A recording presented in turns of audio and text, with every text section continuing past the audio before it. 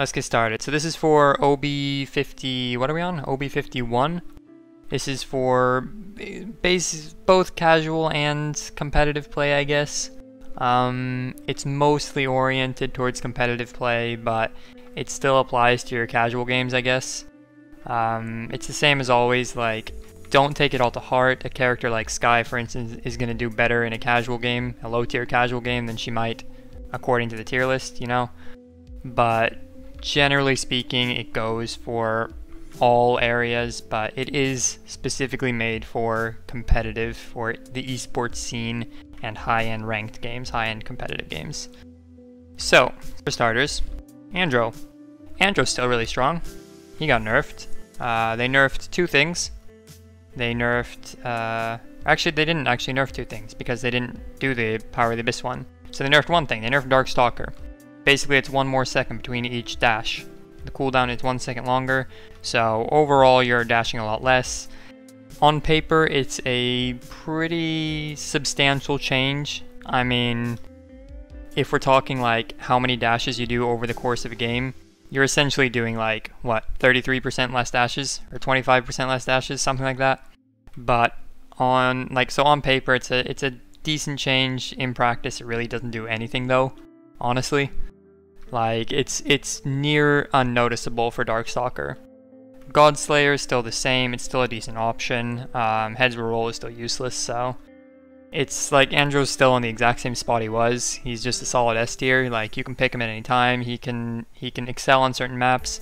The only thing he lacks is the flexibility on some of the larger maps, like Frozen Guard especially. Andro doesn't do particularly well, just because he has so much fall off on his weapon.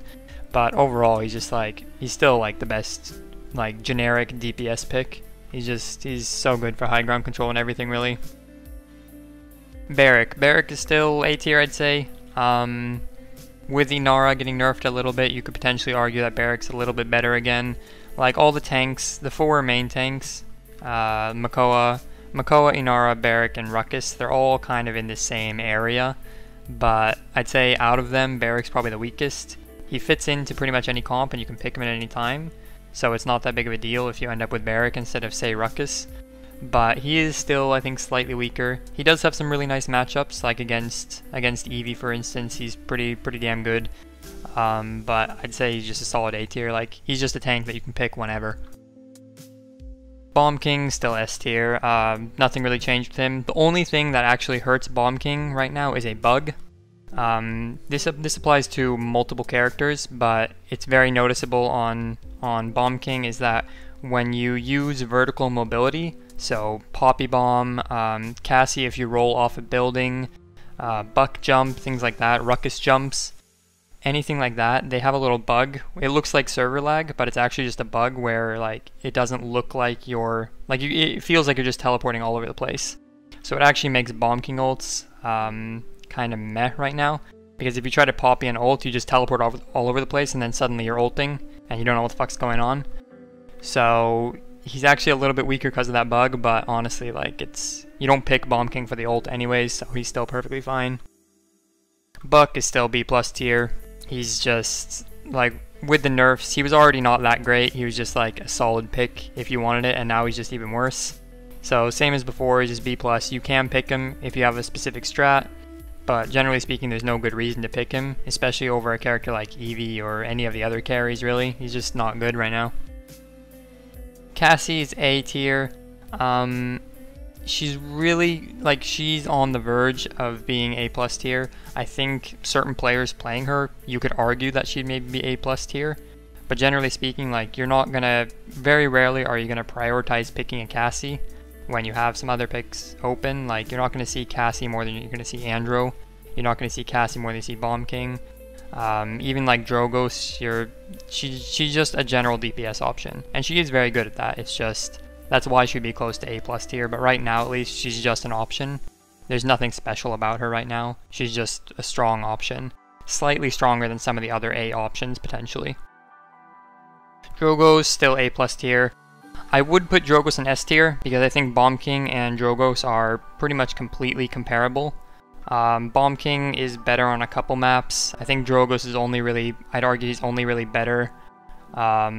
He's only really better at at Jaguar Falls, or on Jaguar Falls, but I wouldn't really say he's on Bomb King's level just because Andro fucks him so hard. Like, I would like to put Drogos and Bomb King at the same level. It's just because Andro's so strong and he's going to be in every game, you're reliant on pretty much having both Andro and Drogos. You can't have Andro, or you can't have Bomb King and Drogos. You can't have Cassie and Drogos, because then they're going to have an Andro. I mean, you can, but it's not as good then. So the fact that Andro's so strong just barely kind of tips Drogos over to A+ instead of S tier, even though him and Bomb King are really comparable. So that's why he's A+ tier, while Bomb King is S tier still. Eevee's actually one of the few that I feel has moved. I think she's A tier. She's definitely not A+, but she's also definitely not B+. She's being played well, and she has something that she can do very well, which is shut down healers, which is something a lot of characters can't do. I mean, I'm sure you will have seen in some of the tournaments, like Creatives is especially good at it. He was one of the first ones that really started doing it, where it's just like, hey, I'm an Eevee, I'm just gonna go shoot the healer over and over again until the healer dies. And it's really fucking annoying to deal with. So if you have a team comp and you're looking like, well, what is this last pick that we need? What is this last option we need?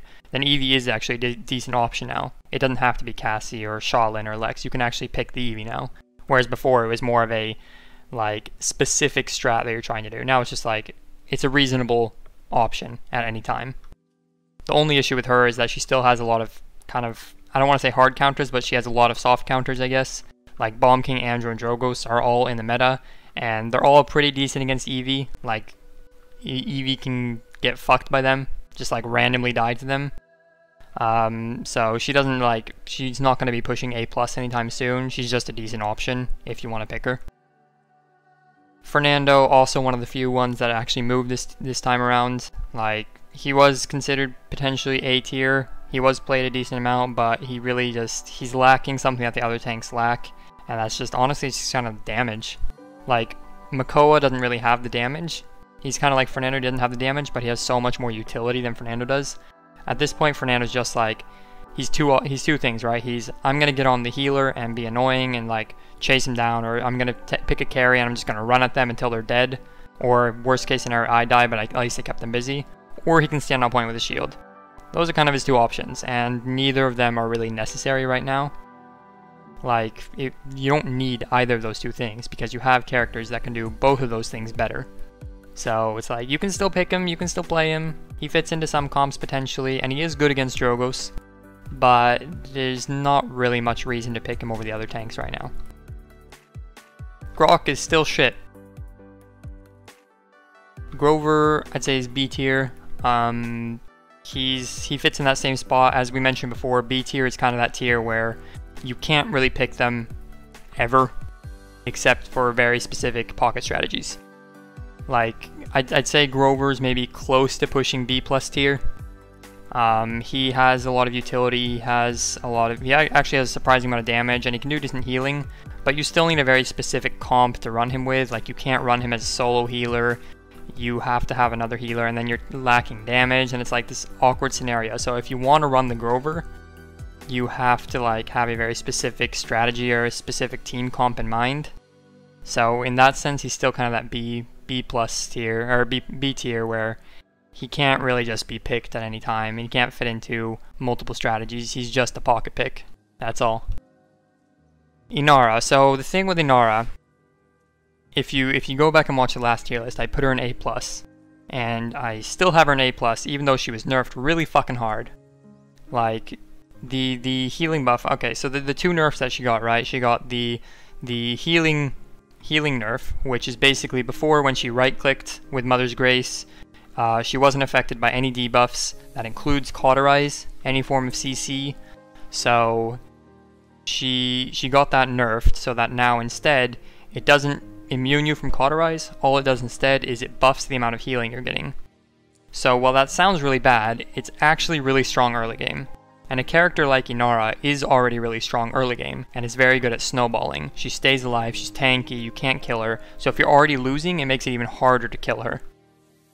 So in a sense, she actually got a really big buff early game from that, because she can she heals for 300. If you're playing Ceres, right, instead of healing for 200 per tick, you're healing her for like 320 per tick, which is insane. That's absolutely mental. Like, she just never dies now. If we're talking Cauterize 1, she's like, she may as well be completely immune to Cauterize. Even more, actually. She still heals more than before. So early game, she's still really strong. And then the other nerf she got was the movement speed while you're shooting. Before, she could just move around and shoot freely. Now she got like Fernando and Torvald treatment, where as long as she's shooting, she's moving like 75% slower. Which is, it's definitely a hard hitter. And it definitely does nerf her. But I think previously we maybe underestimated Inara a bit. We put her on A+ before, whereas I think maybe she was like S, potentially even S+ tier, somewhere in between there. So even though I put her in A+, I think she was actually a bit better than that. I think it was the only character that we really didn't get in the right spot last tier list. So now I think it's more reasonable to put her on A+, because she is still really fucking annoying to deal with. Like, especially early game with all the healing, she's really hard to deal with. And even with the movement speed nerf, you can't brawl as much. It still makes her really strong, because she's just that, she's always there, she's always a presence. You have to deal with her, because she will eventually kill you. And sure, she doesn't have the chase, she doesn't have as much ability to just like, be in your face, because you can just walk away. But she's still there.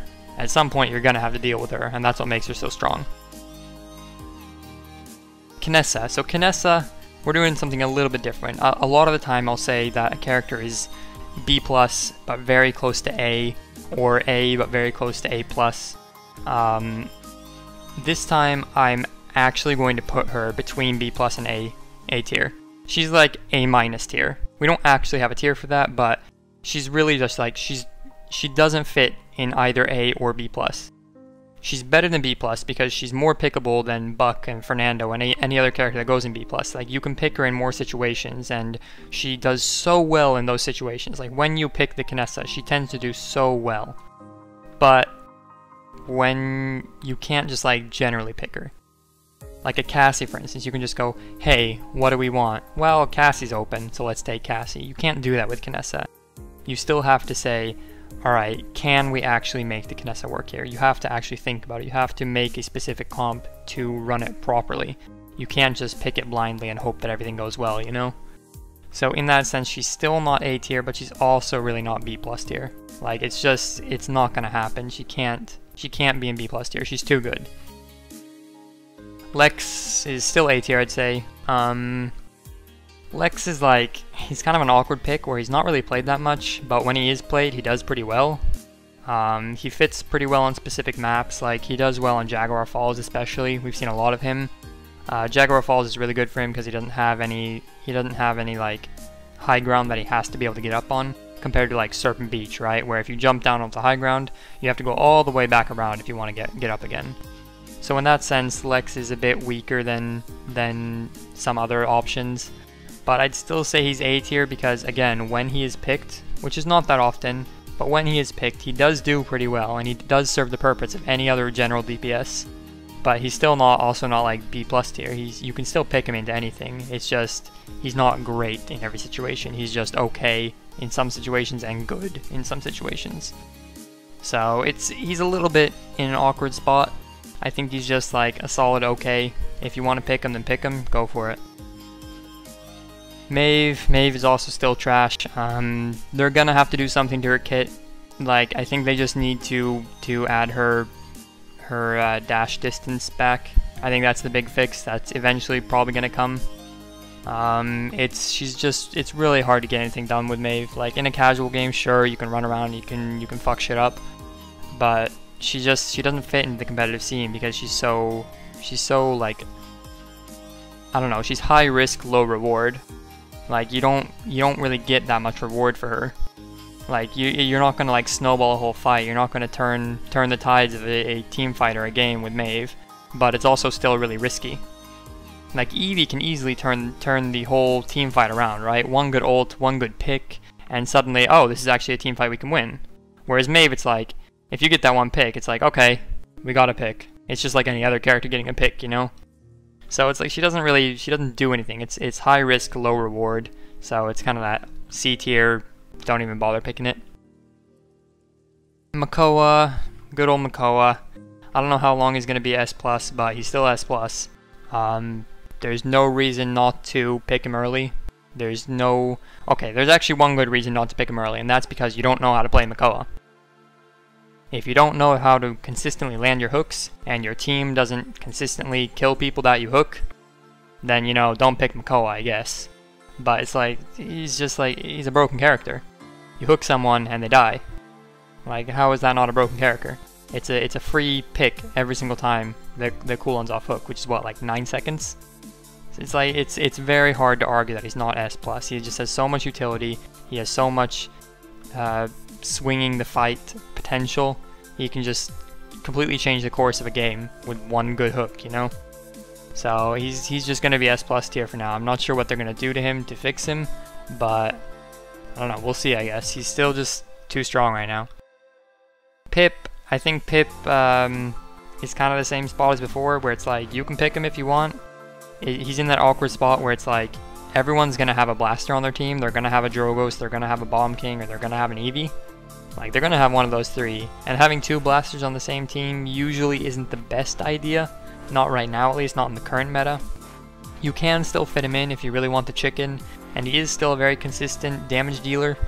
But again, it's kind of the same thing as before, where it's like, he's a jack of all trades that doesn't really excel at anything in particular.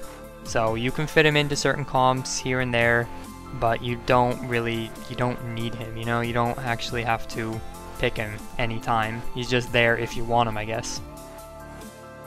Ruckus still A+ tier, just like before. He's still like the best tank killer. Like, it's still the same as before, where it's like, we're in a tanky meta. Even if it's not two tanks, it's still a very tanky meta, or a very high mobility meta, where it's like, it's hard to finish off kills and it's hard to get consistent damage off. And Ruckus is just like standing there in the middle of everything, soaking up all the damage, and still killing shit. He's tagging everyone with Cauterize, he's doing pretty significant damage, and then worst case scenario, he always has his ultimate, which can be fairly impactful, especially in combination with some of the support ultimates like Saris and Snake. So he's still that same spot where he fucks tanks over. He can deal with high mobility pretty well, honestly. Like, he can keep tracking them, and he's still like, he has good survivability and is just consistent around the point, you know? And that's something that the other tanks don't have as much. Saris, I still think Saris is A+ tier. She's just the best healer. I'd be very close to putting her in S tier. Like, it's even with the nerf to the ultimate, she's still just the strongest healer. Like, if two healers, the two best healers in the game, go one-on-one, head-to-head in the amount of healing, Saris is always going to win. Like, if we're talking mirror match comps, right? If we're talking Inara, Ruckus, Cassian, and Droxus with a Saris, and that same comp with a Snake, then Saris is always going to win the healing. If she doesn't win the healing, it's because she's getting fucked on, which is something that's very rare for Saris. So it's like, it's very hard to argue that she's not the best healer. Again, I'd be very close to putting her to S tier, but I don't feel like it's necessary, because even though she's always out healing the other healers and she always can outperform them, it's not like the end of the world if she gets taken, right? You don't have to prioritize her, because Snake is still close. He's always close. And it's like, in that sense, like, you don't need the Saris. So, very close to S tier, but I'd still say she's probably A+ tier. It's like, she's the best healer, she's consistently the best healer, and she probably will be for a long time just due to how she heals. But she also, it's not the end of the world if you lose her, you know? If you end up taking Snake instead, it's fine, you know? Shalin, I think Shalin's still A tier. Nothing's really changed on him. He's still just a consistent damage. The only thing that maybe has changed a little bit is that we're going more and more into mobility meta. Like, a little bit away from the tank meta and more into mobility meta, in which Shalin, he struggles because he doesn't have mobility, but he's also good because he shuts down mobility. So he's still kind of like, he's a very balanced character right now. He's just a decent pick if you need him. Like, he's always there to be picked whenever, so. Sky's still shit, don't pick her. As we mentioned, Snake is like slightly worse than Saris. You could potentially put her on par with Saris. They both have utility, they both have good healing. I'd still, like, as a support main, I will always prefer having Saris. But it could be personal preference. In my opinion, at least, it's just because she heals more and she heals in a better way.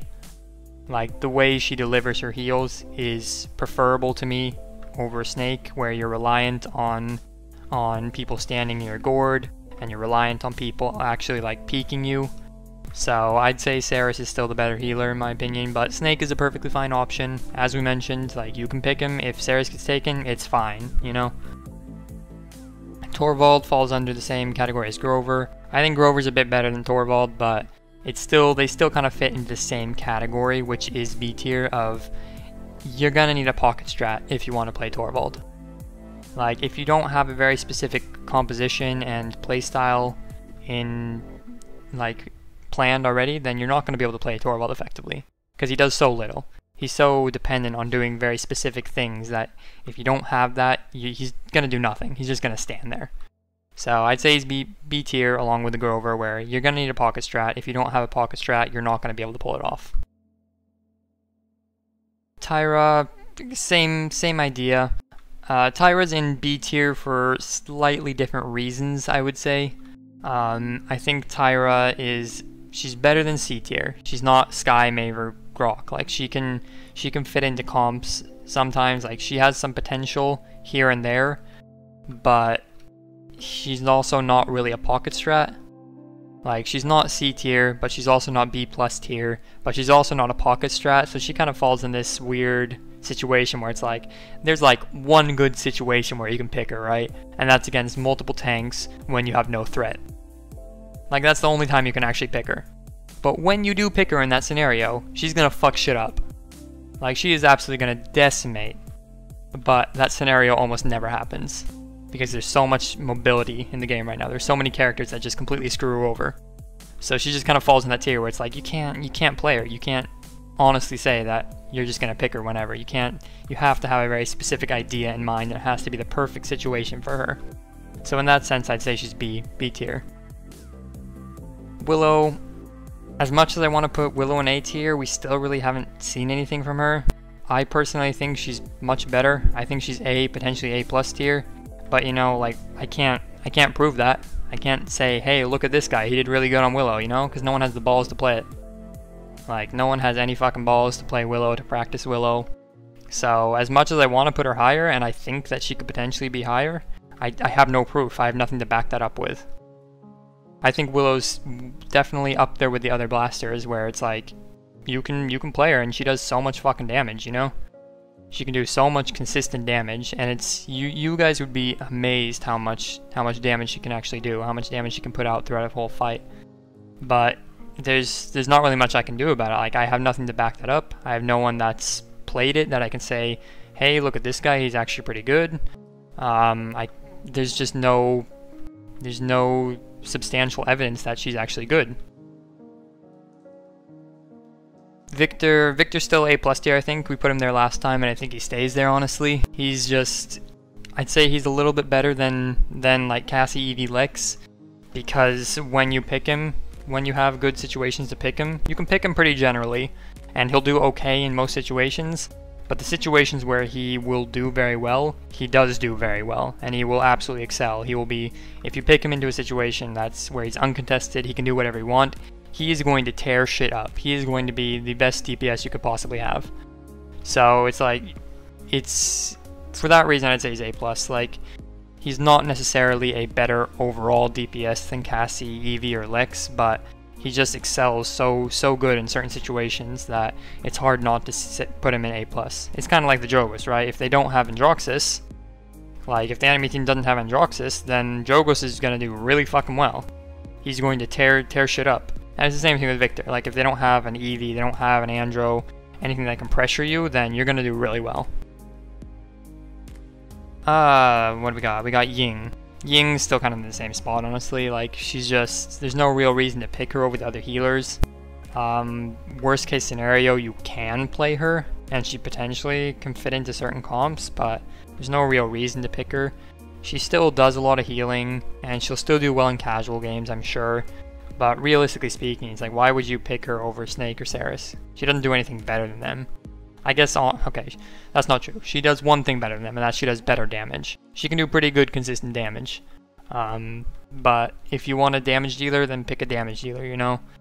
In this meta right now, you have to have a dedicated healer. And picking Ying as a specifically dedicated healer is not the way to go when she gets out-healed by both Ceres and Snake consistently. So, Ying's solid B+ tier, and that's it, honestly. Again, I want to reiterate, this is my opinion. This doesn't reflect the opinion of my team or the competitive scene or anything. This is just what I think based on the changes, based on what I've seen. Hence why Willow is B+ tier and not A+ tier, you know? So yeah, it is what it is. I think overall it's a pretty fair and balanced system. So yeah, that's it for OB51.